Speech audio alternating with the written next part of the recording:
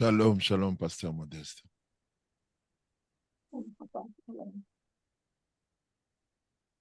Force pour servir Dieu. Hébreux chapitre 2, verset 3 dit « Comment échapperons-nous en négligeant un si grand salut ?» La négligence est dangereuse parce qu'elle ne commence pas toujours par un refus de Dieu. Elle commence souvent par un report de Dieu. On ne dit pas « je ne veux plus de Dieu ». On dit « pas maintenant ». On ne dit pas « je rejette la prière ». On dit « je suis trop fatigué ». Je suis trop fatigué aujourd'hui. J'ai beaucoup travaillé. On ne dit pas « je rejette la parole ». Non, on dit « je lirai plus tard ». On ne dit pas « je vais perdre » ou « je vais perdre le feu ». On dit « je vais juste les relâcher un peu. Je vais un peu me détendre. J'ai été trop concentré ces derniers temps, trop consacré. Là, je vais un peu me détendre. Mais attention, le feu ne s'éteint pas toujours d'un coup. Parfois, il diminue lentement. Une braise ne devient pas cendre en une seconde. Elle perd sa chaleur progressivement. C'est pourquoi Paul dit à Timothée, dans 2 Timothée chapitre 1, verset 6, « Je t'exhorte à ranimer les dons de Dieu que tu as reçus. » Je t'exhorte à ranimer les dons de Dieu que tu as reçus. Ranimer veut dire que la flamme peut baisser. Ranimer veut dire qu'il faut remettre du bois. Ranimer veut dire qu'il faut souffler à nouveau sur le feu. Ranimer veut dire qu'il faut refuser que les dépôts deviennent une simple mémoire. Oh my God.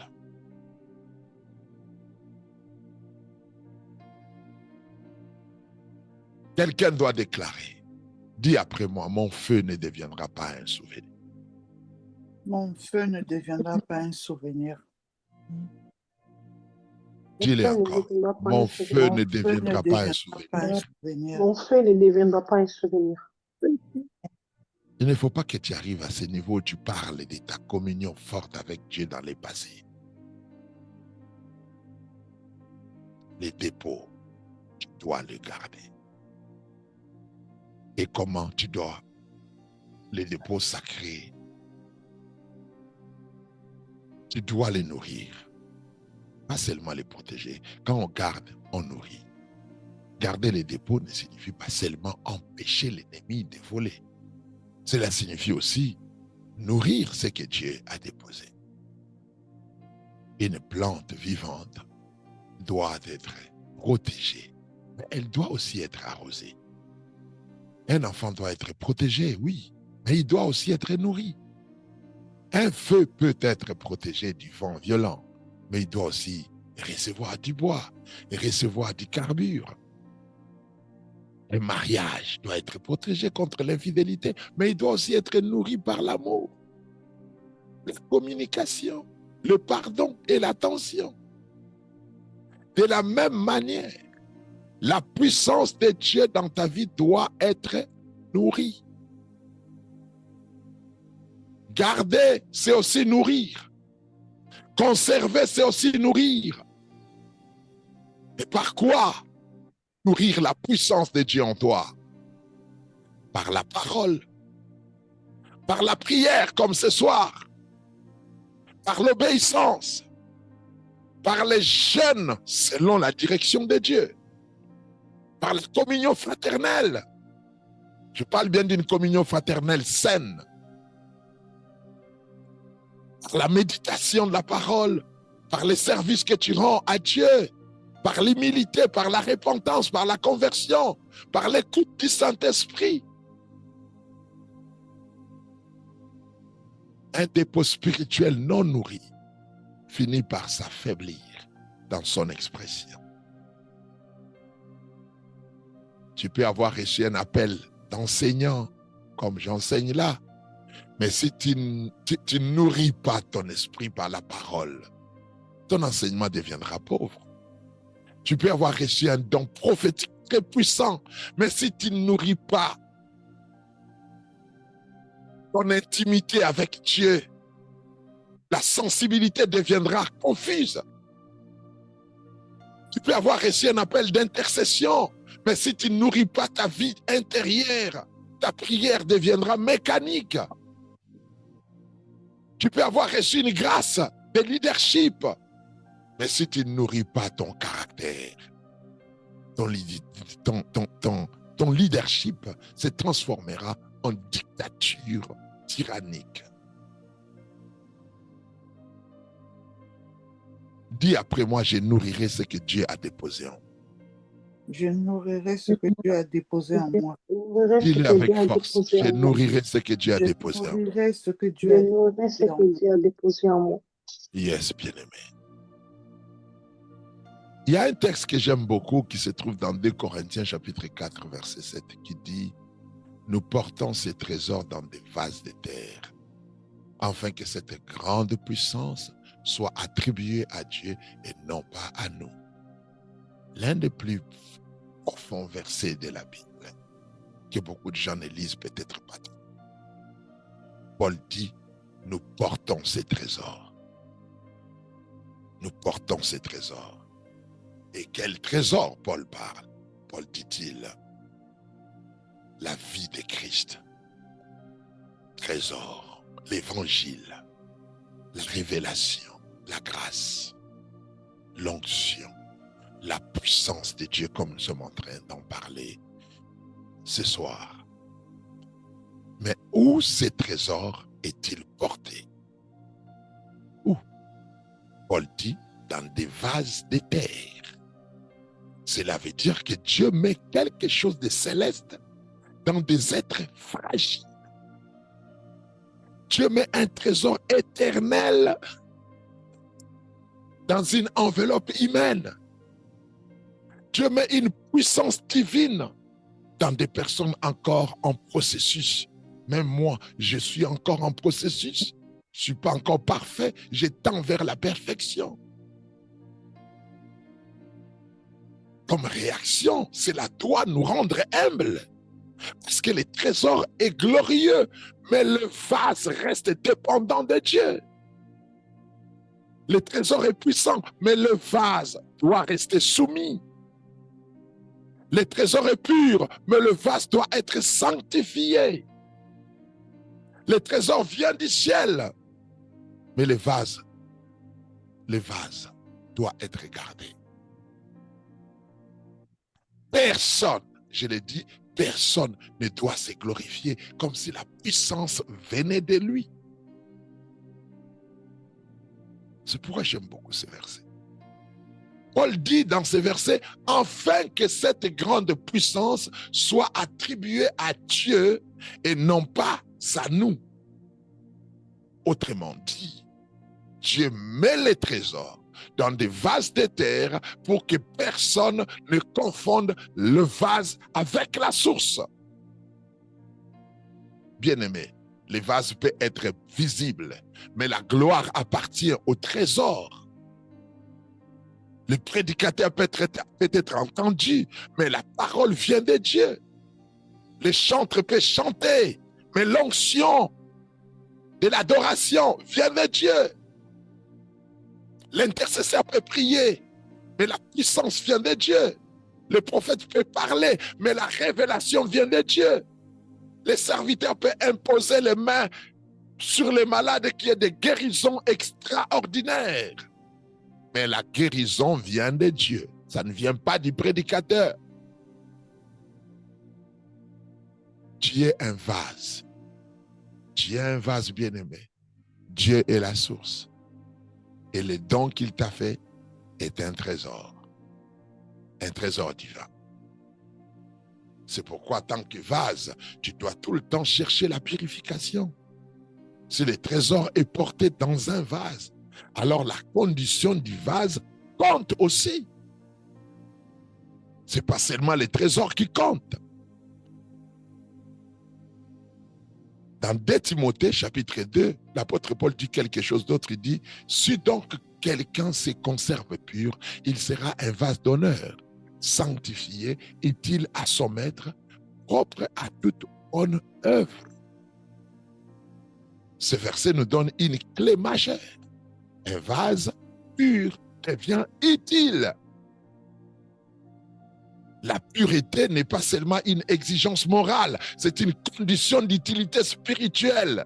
Ça m'étonne de voir les gens, lorsque vous parlez de la purification, ils vous disent que vous êtes légaliste ou religieux.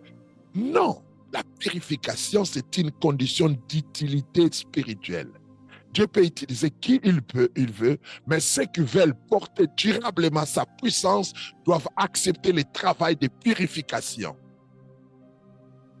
Purification de motivation, purification de pensée, purification de paroles, purification de désirs, purification de ambitions, purification des relations, avoir des relations pures avec les gens, purification des habitudes, purification de l'amour de l'argent, purification du besoin d'être vu, purification de l'orgueil spirituel, purification de la comparaison, purification de l'amertume. Parce qu'une puissance qui passe par un vase non traité peut être mélangée avec la chair.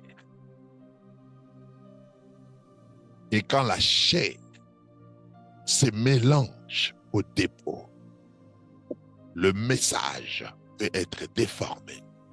La prophétie peut être mélangée avec l'opinion personnelle. La correction peut être mélangée avec la colère. Le leadership peut être mélangé avec le contrôle. Même la prédication peut être mélangée avec les désirs d'impressionner. Écoutez, bien-aimés, j'aimerais bien que vous compreniez ce que je suis en train de dire. Voilà pourquoi Dieu purifie. Parfois, quand Dieu te corrige, ce n'est pas parce qu'il te rejette, c'est parce qu'il protège les dépôts. Quand Dieu te ralentit des fois, ce n'est pas parce qu'il t'abandonne, c'est parce qu'il travaille le vase. Quand Dieu te cache, bien-aimé, il arrive des moments où Dieu te cache. Tu te forces de faire certaines choses, mais il continue à te cacher et ça peut prendre des années et des années. Quand Dieu te cache dans une saison, ce n'est pas parce qu'il t'a oublié. Non. Dieu nous connaît plus que nous-mêmes. Savez-vous qu'il y a des gens qui n'auront pour mission sur la terre que pendant 3 jours? Ils ont vécu peut-être 70 ans dans leur vie, mais leur impact n'aura lieu que pendant 3 jours. Et Dieu le prépare que pour ces 3 jours-là.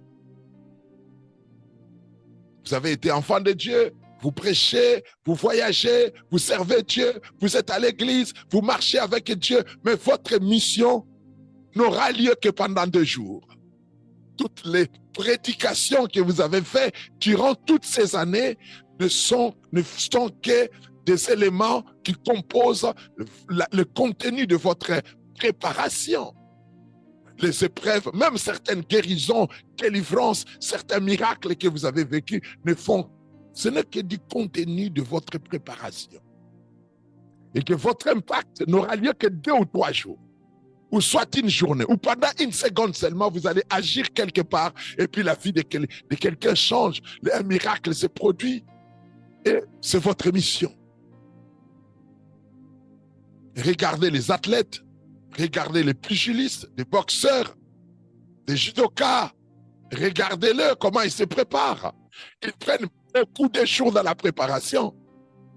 Regardez Usain Bolt, il va à la Coupe du Monde pour courir, mais il prépare pendant environ 9 mois la course qu'il fera pendant 1 minute et quelques secondes. Écoutez bien, aimé. Des fois, Dieu te cache. Il ne t'a pas oublié. C'est parce qu'il prépare la profondeur avant l'exposition. Quand Dieu te confronte à toi-même, Ce n'est pas pour te détruire, c'est pour te rendre utile, bien-aimé. Moi, j'ai pris très souvent et j'ai dit, Seigneur, purifie la vase que je suis. Purifie plutôt le vase que je suis. Purifie-le. Parce que je ne suis pas parfait. Il arrive que je puisse commettre des erreurs. Je sais que j'ai toujours besoin d'être purifié. J'ai toujours besoin d'être purifié.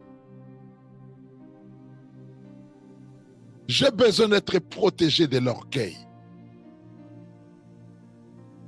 Des fois, quand j'écoute certaines choses que j'ai dit, je vois certaines choses que Dieu fait, je dis, j'ai vraiment besoin d'être protégé de l'orgueil. Bien, vous savez que l'orgueil est l'un des plus grands voleurs de la puissance bien gérée. L'orgueil est l'un des plus grands voleurs de la puissance bien gérée. Parce que l'orgueil pousse l'homme à croire que les dépôts viennent de lui. Un homme orgueilleux commence à dire dans son cœur, c'est ma puissance. Demandez à tous ceux qui ont la grâce de Dieu. Ils ont été tentés à un certain moment de parler de leur grâce, de parler de leur onction, de dire que c'est mon onction, c'est mon ministère. Vous n'avez jamais entendu parler de ça? C'est ma révélation. Cette révélation-là, c'est à moi. C'est ma plateforme.